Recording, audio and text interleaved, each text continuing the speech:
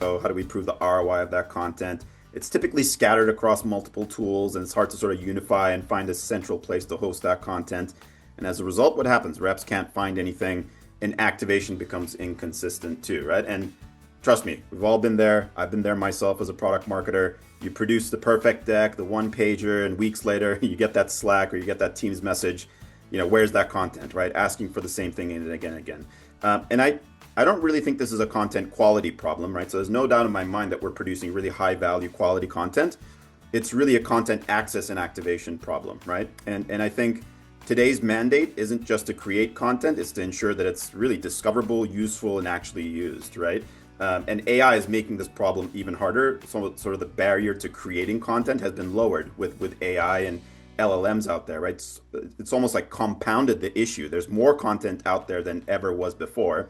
And but again, if that content is scattered, it's untagged, I can't really find it, it's just noise for your sales team, right? So in my opinion, challenge really isn't making more, it's sort of unlocking the value of what you already have. And sort of question is, okay, how do we do that, right? I think about sort of the three core challenges that really are pervasive across really any client that I've worked with, any marketing organization that I've been a part of. Sort of the problems really stem from these three challenges, right?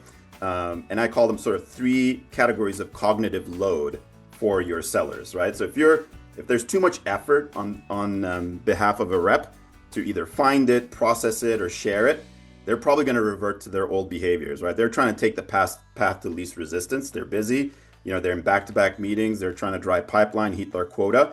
So any excuse to revert to an old behavior, they're probably going to do it. So what we want to do is really minimize these three types of cognitive load and these three challenges. So the first one is, where's the content, right?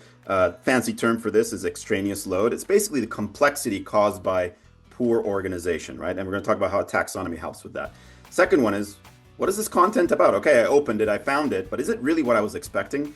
So this is a fancy term for this is intrinsic load, right? So it's the complexity of the content itself. How hard is it to understand what this actually communicates? Does it really match what I'm looking for, right? And the third one is, how do I really share and communicate this content to the buyer, right? This is sort of like germane load. So I've got this content. How do I really recall the information in there, communicate it with my buyer in a structured, clear, and understandable manner, right? So these are the three kind of core challenges that I think hinder marketing content adoption, success. So we're going to cover each in turn and give you some ideas for how to tackle them. And in my opinion, sort of use a metaphor here, right? Your content really needs to be almost as easy to use as a Netflix or Amazon kind of like shopping experience, right?